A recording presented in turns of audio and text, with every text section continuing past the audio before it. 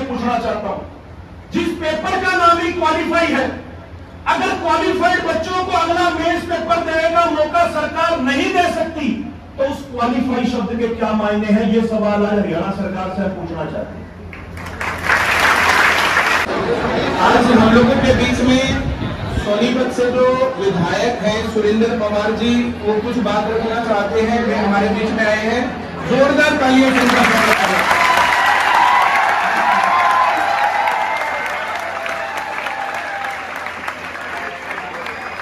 और दिव्यांशु बुद्धिराजा जी हमारे बीच में हैं, ये भी कुछ बात रखना चाहते हैं, अपील करना चाहते हैं।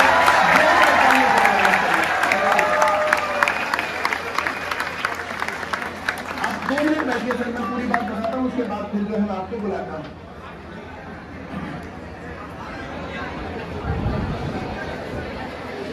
हम जो टॉपिक डिस्कस करने वाले हैं अभी, सबसे पहले मसला है सीईटी का, कॉमन एलिजिबिलिटी टेस्ट। तुम सभी लोग सारी बात जानते हो। इस बात के बारे में मैंने दोनों बातें तुम्हें बताई थी कि दोनों तरीके से ये मामला गड़बड़ का है और युवा विरोधी है। जैसे सीईटी की मांग, 4 गुना करने वाली मांग, जैसे कॉमन वाली मांग, ये दोनों मांग मैंने ही की थी, लेकिन दोनों मांग सरकार ने गलत तरीके से की और हम सारे काम कर चुके हैं।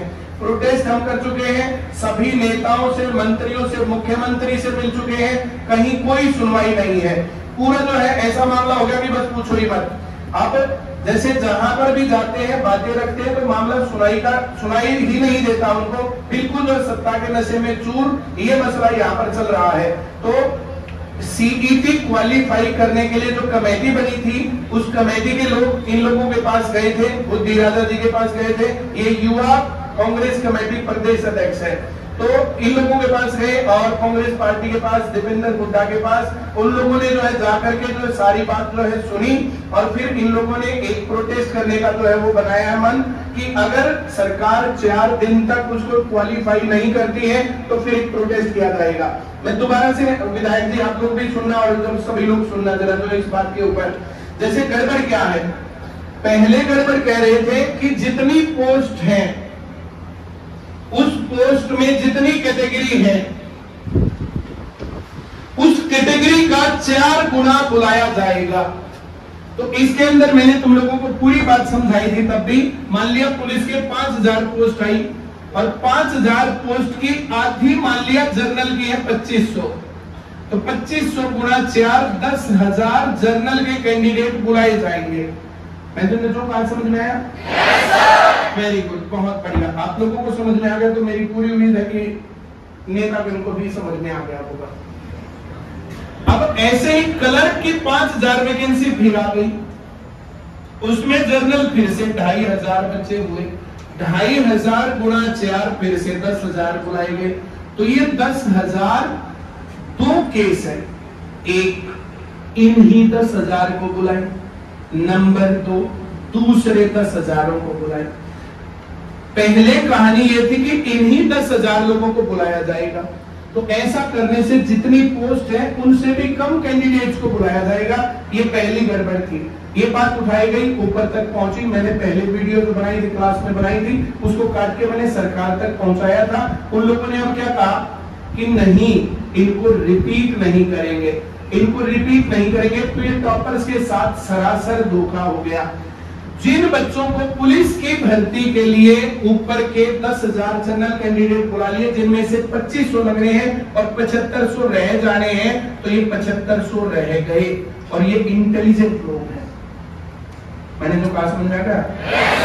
अब ये वाले 10,000, ये मान लिया 0 से 10,000 तक के थे, अब ये 10,000 1 से और 20,000 तक के हैं।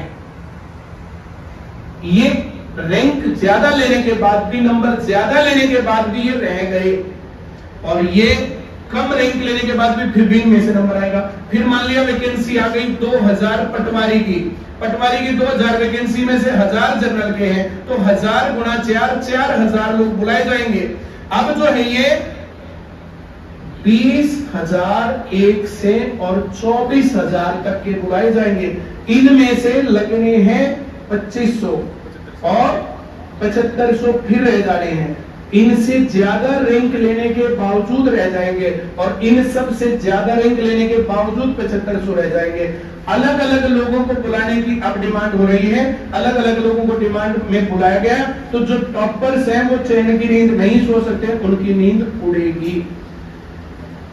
हद बेशर्मी ये है कि पेपर जब होता है तो 2 महीने पहले, 4 महीने पहले सिलेबस, करिकुलम और ये सारी बातें नहीं बतानी चाहिए क्या?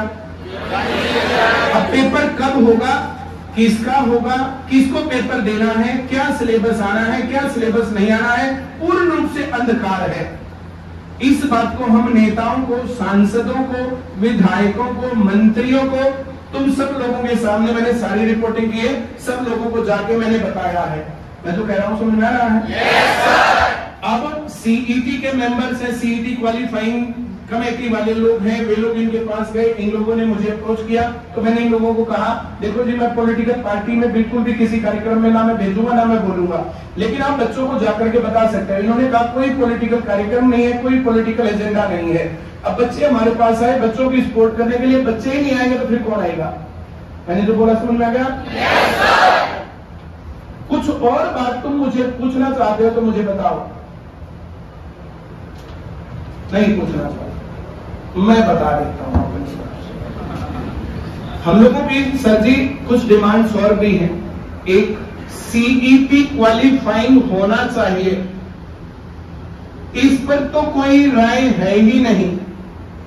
मैंने जो कहा समझ को आया? yes, दूसरे नंबर पर जो ये रिक्रूटमेंट है ना, ये रेगुलर होनी चाहिए, रेगुलर रिक्रूटमेंट।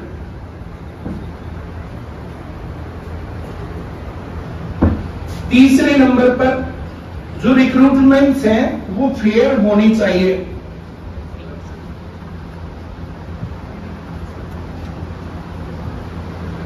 फेयर रिक्रूटमेंट के ऊपर बीजेपी सरकार ने काफी काम किया है। बहुत सी और डी ग्रुप का इंटरव्यू खत्म किया, जिसका पेपर पास, उसका मामला सेट। लेकिन उसके बाद पेपर लीक होता था और कुछ होता था तो बहुत बार बच्चों ने प्रोटेस्ट किया है और इन चीजों के ऊपर वहां पर नकेल रखी गई है। लेकिन ये हमारी डिमांड का हिस्सा कि इस प्रकार से पूरे देश में रिक्रूटमेंट जो है फेयर होने चाहिए। और नंबर 4, अब ये बच्चे जो पढ़ रहे हैं ना, तो आज जैसे ज्यादा बच्चे तो 6000 रुपए एक साल की फीस देके पढ़ रहे हैं, क्यों भाई? अब 6000 रुपए एक साल की फीस है तो 500 रुपए महीना हो गई। 500 रुपए महीना में से सरकार टैक्स भी लेती है। 18% तो नेक्स्ट जीएसटी और 33% हमारे इनकम टैक्स के दायरे में। तो टैक्स के कारण लगभग आधा बजट का बोझ इन लोगों के ऊपर पड़ता है। तो आप जो है जैसे पॉलिटिकल पार्टी है वहां पर विपक्ष की भूमिका भी निभा रहे हैं, हरियाणा में भी और पूरे देश में भी। तो आप लोगों से हमारी डिमांड है और हमें पूरी उम्मीद है कि आप शीर्ष नेतृत्व पर इस बात को लेकर के जाएंगे कि टैक्स फ्री एजुकेशन। और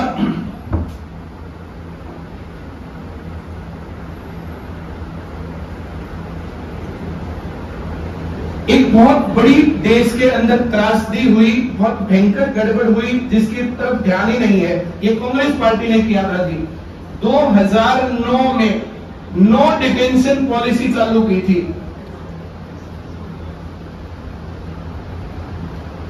इसके अंदर ना तो बच्चा फेल करना, ना बच्चे को पढ़ाना, उसको पीटना नहीं, धमकाना नहीं, कुछ नहीं करना।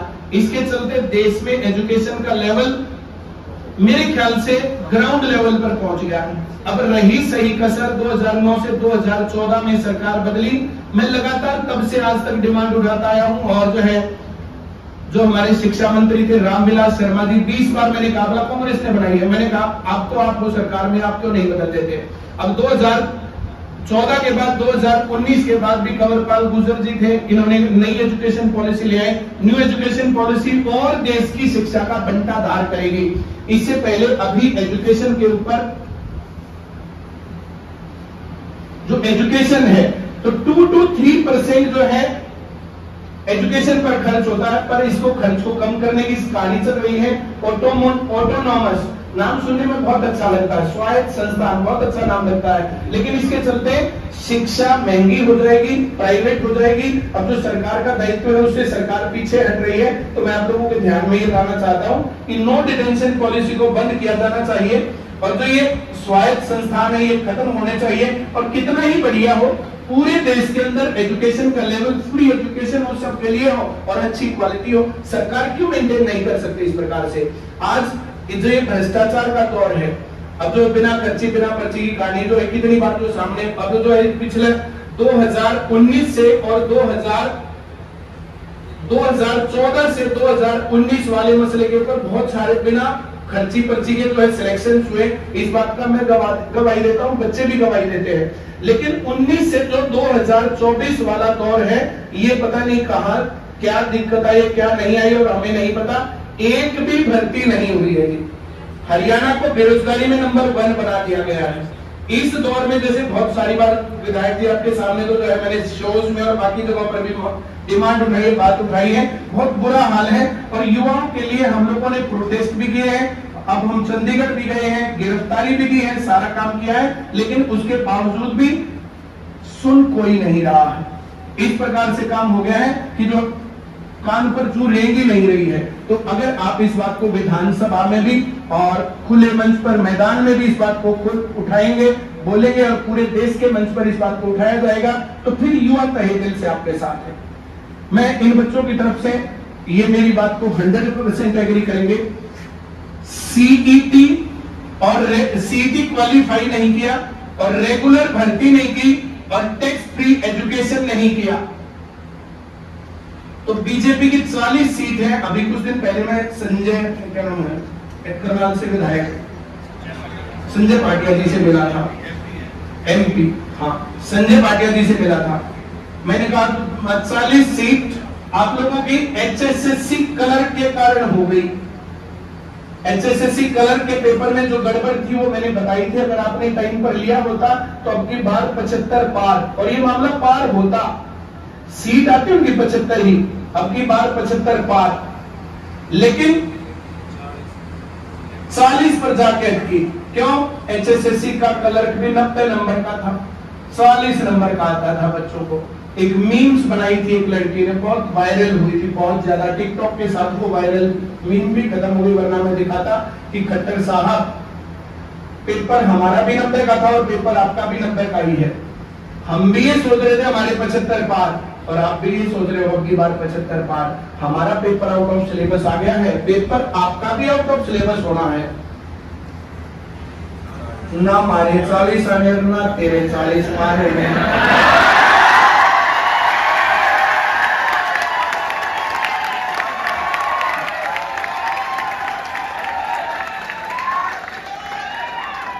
मामला 40 पर ही अटका। 3-4 दिन पहले मैं जो क्लास छोड़ के गया था, तुम लोगों को पता, करनाल गया था, संजय भाटिया जी से मिलने गया था, बोला कितनी सीट आऊंगी, तो इतना बम है तुम्हारा, बता दे। मगर सीटी क्वालिफाई नहीं हुआ, रेगुलर भर्ती नहीं करी और टैक्स फ्री एजुकेशन नहीं करी, तो मैं 20 नहीं आया। मैं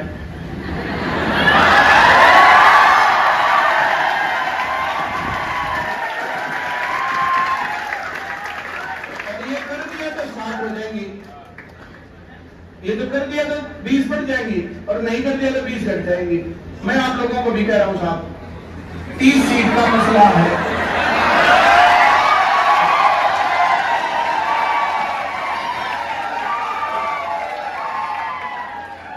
ये बात सिर्फ यहाँ नहीं हो रही, पूरे हरियाणा में, पूरे हरियाणा के युवा जो है, आप लोग जो है, जैसे मैंने इनको पढ़ा नहीं रखा, मैं इनको बता के भी नहीं गया था ऐसा वैसा होने वाला है, और हम लोग ये डिमांड करने वाले हैं।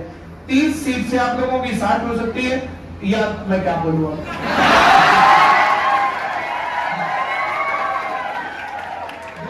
को मैं जो है बुलाता हूँ, वो अपनी बात रखें। पूरे हरियाणा में, राजस्थान में, दिल्ली में, चंडीगढ़ में ये ब्रांचिंग चल रही है, बच्चे ऐसे ही बैठ करके देख रहे हैं, हर जगह पर आपकी आवाज जाएगी। मैं आपको बच्चों की बात सुनने के लिए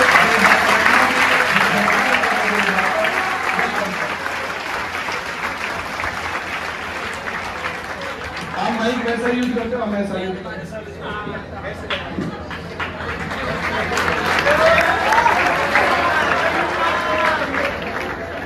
जोरदार बजाओ।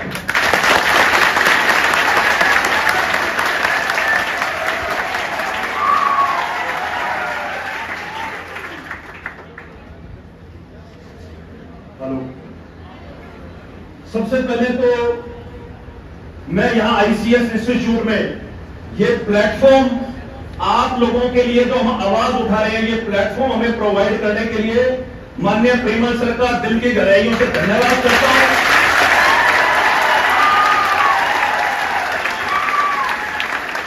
और नौजवान शक्ति जो हरियाणा के भविष्य, जो आज मेरी यहां आवाज सुन रहे हैं, जिस प्रकार से आप सभी जानते हैं कि आज हम यहां आपके बीच में मौजूद हैं। अभी प्रेमल सर ने ब्लैक बोर्ड के ऊपर यहां आपको बताया कि सीईटी का विषय जो हरियाणा के अंदर, हरियाणा के नौजवान और हरियाणा सरकार के लिए जी का जंजाल बना हुआ है। लगातार सीईटी के विषय के ऊपर आप लोग धरना प्रदर्शन कर रहे हैं। हरियाणा का कोई ऐसा बीजेपी का विधायक नहीं छोड़ा जिसके पास आप लोग अपनी अर्जी कागजी माध्यम से लेकर नहीं गए। मुख्यमंत्री के जनसंवाद कार्यक्रम हुए।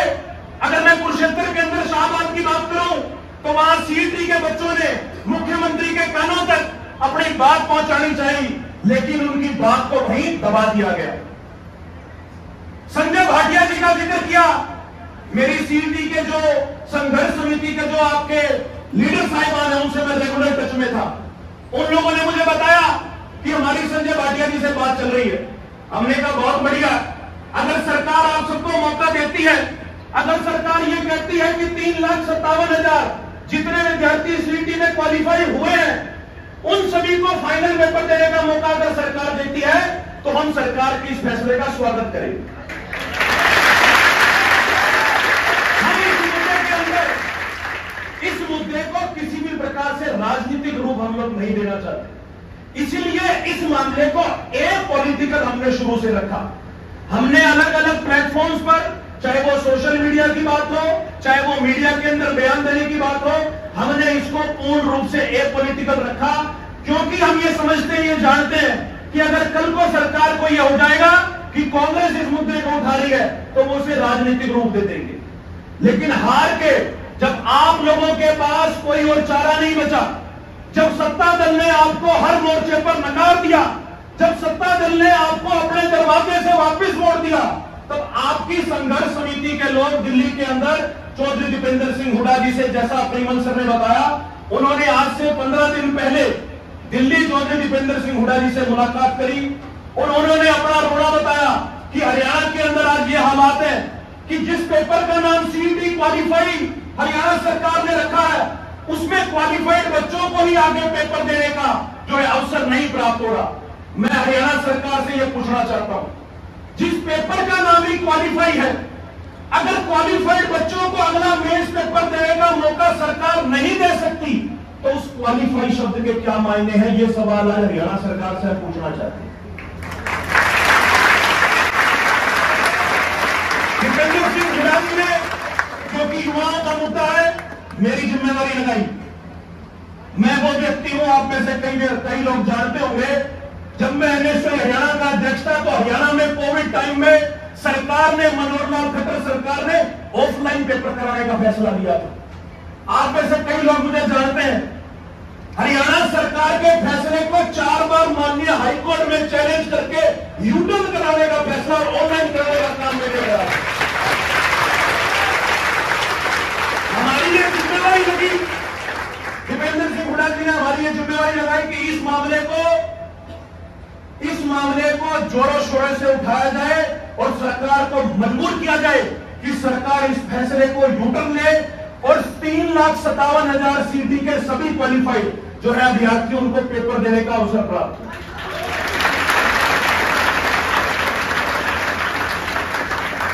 जो इसके टेक्निकल 2-3 कारण है कि क्यों हम लोग सीईटी क्वालिफाई के सभी बच्चों को अपीयर होने का जो है चांस मांग रहे हैं, वो प्रेमल सर ने आपको बता दिया।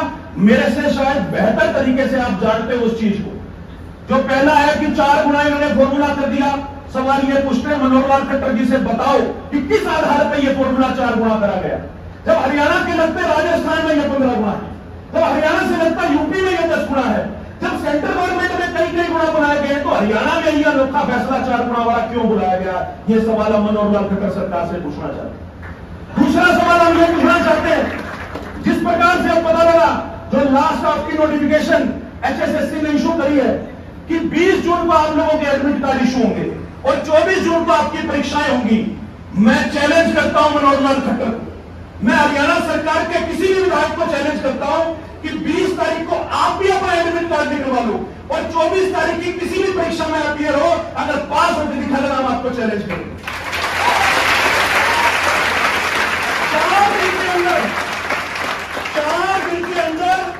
4 दिन के अंदर अगर किसी अभ्यर्थी को यह नहीं पता कि उसका एडमिट कार्ड किस पोस्ट के लिए आएगा, तो वो व्यक्ति कैसे उस पेपर की परीक्षा दे सकता है? जब ये सवाल हम हरियाणा सरकार से पूछना चाहते हैं। साथियों, इस मुद्दे के बारे में बात करनी हो तो 1 घंटा 1.5 घंटा जितनी भी बात कर सकते हैं, सरकार की कमियां गिनानी हो जितनी भी कमियां गिनवा सकते हैं, लेकिन समय की कमी है। समय की कमी आपकी पढ़ाई के लिए भी है।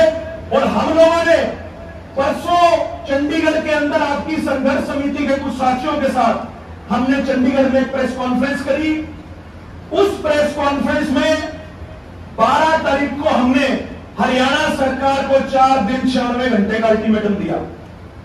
हरियाणा सरकार को हमने अल्टीमेटम दिया कि 16 जून तक या तो हरियाणा सरकार इस पॉलिसी के अंदर बदलाव करे, क्योंकि बदलाव कर सकती है। आपके गजटेड नोटिफिकेशन 2019 के क्लॉज नंबर 16 में सरकार के पास यह ताकत है कि सरकार इसके अंदर कोई भी बदलाव कर सकती है, चेंज कर सकती है, उसको इंटरवीन कर सकती है। यह पूरा अधिकार हरियाणा सरकार के पास है। इसलिए हमने 16 जून तक हरियाणा सरकार को यह समय दिया कि आप 16 जून तक इस पॉलिसी के अंदर बदलाव करो, नहीं तो पूरे हरियाणा के नौजवान, हरियाणा के सीईटी के 3,57,000 एस्पिरेंट्स, हरियाणा युवा कांग्रेस और सीईटी संघर्ष समिति के सभी साथी करनाल के अंदर इकट्ठे होंगे और मनोहर लाल खट्टर के आवास का घेराव करेंगे। 16 जून की हम लोगों ने यह पोल दी है।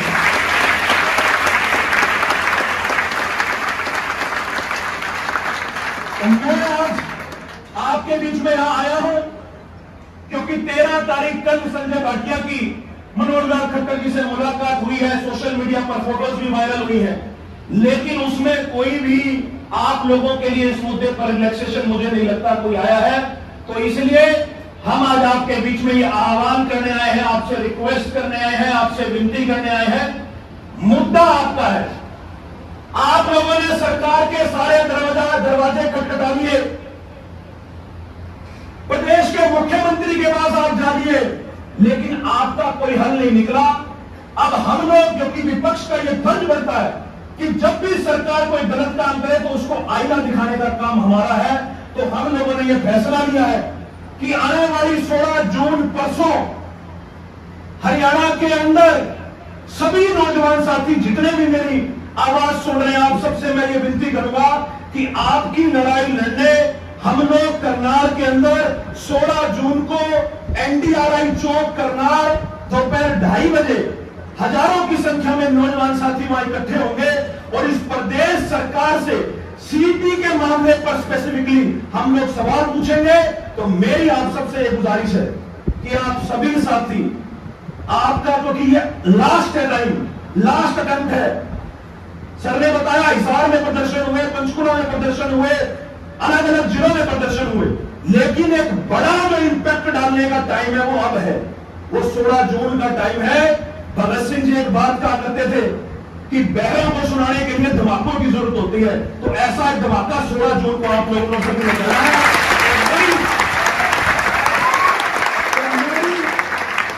मेरी आप सबसे हाथ जोड़ के यह विनती, मैं हाथ जोड़ के रिक्वेस्ट करता हूं कि इस मुद्दे के ऊपर यह आखिरी मौका है हम लोगों को इकट्ठे होकर अपनी ताकत दिखाने का। बिल्कुल ठीक कह रहे हैं प्रीमल सर, अगर हरियाणा का नौजवान चाहे तो किसी भी राजनीतिक दल को सत्ता से उखाड़ कर फेंक सकता है, इस बात में कोई शक नहीं। ये मैं राजनीतिक चोला उतार के ये बात कह रहा हूं। हरियाणा के नौजवानों में इतनी ताकत है कि वो सत्ता परिवर्तन किसी भी दिन कर सकते हैं, लेकिन उस बात का एहसास शायद राजनीतिक दलों को नहीं है। उसका एहसास दिलाने के लिए आप लोगों को 16 जून को करनाल के अंदर इकट्ठे होना होगा और अपनी एक इकट्ठेपन का, अपनी ताकत का वहां परिचय आप लोगों को देना होगा।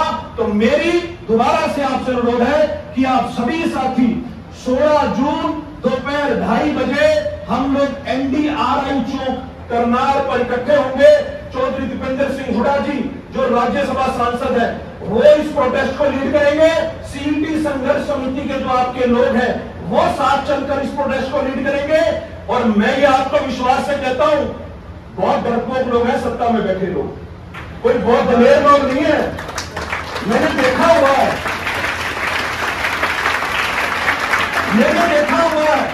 सरकार ने 4 राजनीतिक मुकदमे दर्ज करे वो मेरे ऊपर। किस बात का राजनीतिक मुकदमा? शायद प्रेमन सर की जानकारी में नहीं, मैं बताता हूं। पंचकुला के अंदर 2016 के अंदर, मेरे को याद 2017 के अंदर, मेरे को तारीख भी याद है 11 जनवरी की, मनोहर लाल खट्टर जी ने एक जनसंवाद कार्यक्रम रखा, स्टूडेंट्स इंटरेक्शन प्रोग्राम, जैसे आप सब बैठे पंचकुला सरकारी कॉलेज के अंदर। मनोहर लाल खट्टर जी बाहर आए, हमने हाथ पकड़ लिया। मैं कहा जी आप बताओ, आपने बेरोजगारी भत्ते की बात करी थी, आपने कहा था कि हम सरकार में आएंगे या तो रोजगार देंगे या बेरोजगारी भत्ता देंगे। 2 मिनट में फूंक निकली, वहां से चले गए और मेरे पर्चा दर्ज करा दिया। इतने डरपोक लोग आप लोग अगर इतनी बड़ी संख्या में वहां इकट्ठे हो गए तो मैं आपको स्टाम्प पेपर में उठा हराए कहता हूं, ये सरकार 100% अपना फैसला वापस लेगी, बशर्ते आप लोगों को वहां इकट्ठे होना पड़े। आपको अपने घरों से निकलना पड़ेगा। एक दिन प्रेमन सर से भी मैं रिक्वेस्ट करूंगा कि 16 तारीख के जितने भी बैच हो उन सबको सस्पेंड करके, सर ये बात नहीं कह सकते, लेकिन मेरी आपसे रिक्वेस्ट है कि सभी मेरी बहनें, मेरी छोटी बहनें, मेरी बड़ी बहनें, मेरे भाई, छोटे भाई, आप लोग सभी 16 जून को पहुंचो और जो ये मुहिम आपके लिए हम लोगों ने छेड़ी है इसको कामयाब करें। मैं दोबारा से यहां प्लेटफॉर्म प्रोवाइड करने के लिए माननीय प्रेमन सर का और सोनीपत के जो हमारे विधायक है आदरणीय सुरेंद्र पवार जी, जिन्होंने प्रेमन जी से हमारा संपर्क करवाया, मैं आप सबका धन्यवाद करता हूं। और आप सबने इतनी आराम से मेरी बात सुनी, आप सभी साथियों का और जितने भी बच्चों को बात सुने, आप सबका बहुत बहुत धन्यवाद।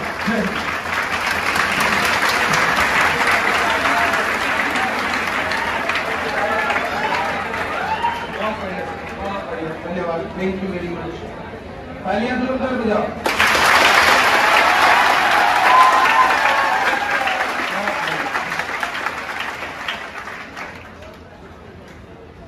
सर हम इतने डरते नहीं कि हम नहीं कह सकते। सोमवार को जो 16 तारीख को सभी लोगों को करनाल में जाना चाहिए और प्रोटेस्ट में अपनी आवाज बुलंद करनी चाहिए।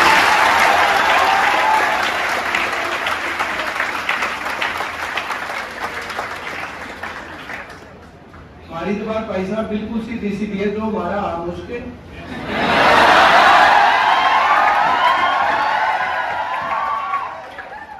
जो हमारी बात उठाएगा, जो हमारी बात को रखेगा, जो हमारे साथ लड़ेगा, जो हमारे साथ पसीना पाएगा, हम उनके साथ क्यों नहीं खड़े होंगे। मैं आपसे एक और आश्वासन चाहता था, आप जो कह के जाते हैं कि हाँ टैक्स फ्री एजुकेशन की डिमांड हम भी अपने शीर्ष नेतृत्व तक करेंगे, रेगुलर भर्तियों की बात हम करेंगे।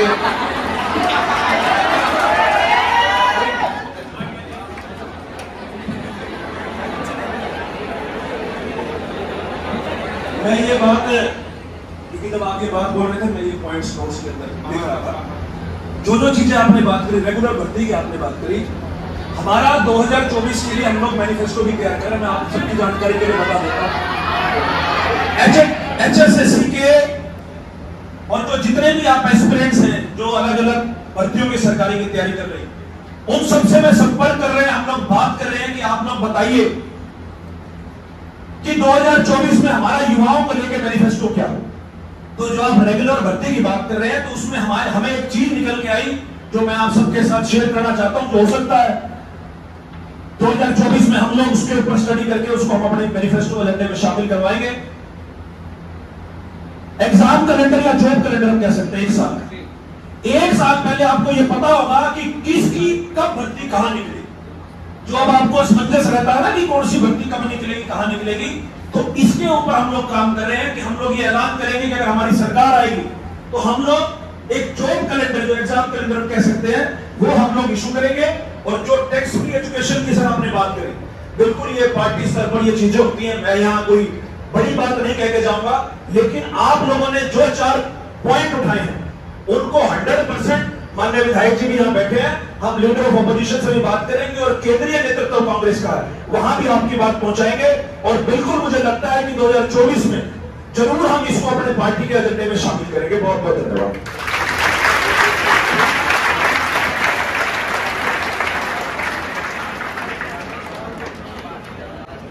इस पर मैं तो आपको एक बात आश्वासन दे सकता हूँ, जब भी जो ये मैनिफेस्टो जो डिजाइन करूंगा तो मेरे को बुला लेना।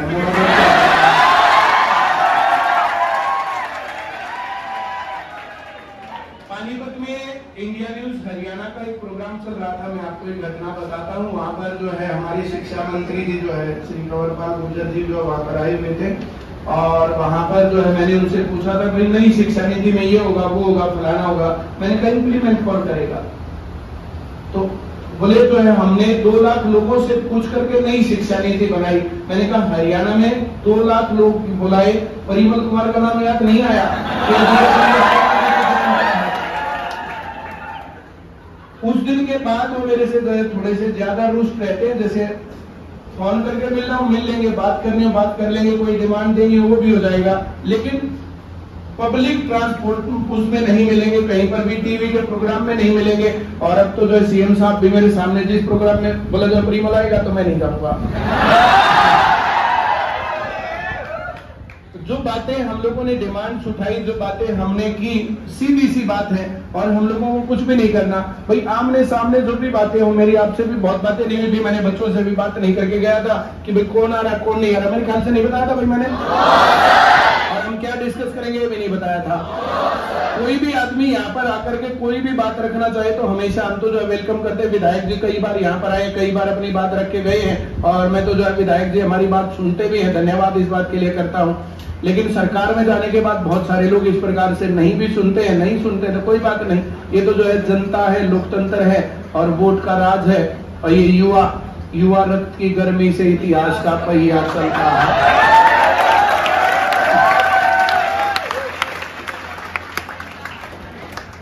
एजुकेशन के ऊपर देश के अंदर जो मामला चल रहा है वो बहुत ही भयंकर गंभीर है और बहुत गलत तरीके से हो रहा है। नई शिक्षा की नीति के नाम पर शिक्षा को जो उजाड़ा जा रहा है उसके खिलाफ मैं बच्चों को बताता रहता हूँ। ऐसी बात नहीं कि अब आज पहली बार है, इस प्रकार से हम यहाँ सेशन करते हैं, बातचीत करते हैं और हर रोज क्लास में मैं गलत और सही जो भी हो रहा बच्चों को बताता हूँ। और ये अपने अधिकारों के प्रति अवेयर है और बहुत बड़े बड़े प्रोटेस्ट, हरियाणा लेवल के प्रोटेस्ट हम लोगों ने बहुत बार किए हैं और कई बार पेपर लीक या जो कुछ भी हुआ था उसके ऊपर भी हम लोगों ने काम किया है।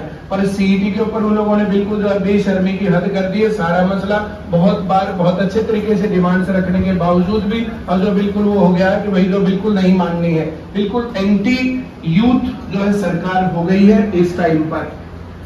चलिए कुछ और तुम्हारी तरफ से कहना हो या मैंने कह दी सारी बातें? चलिए तो मैं माननीय विधायक श्री सुरेंद्र पवार जी को भी मैं बुलाऊंगा कि 2 शब्द हमारे बच्चों के हमें भी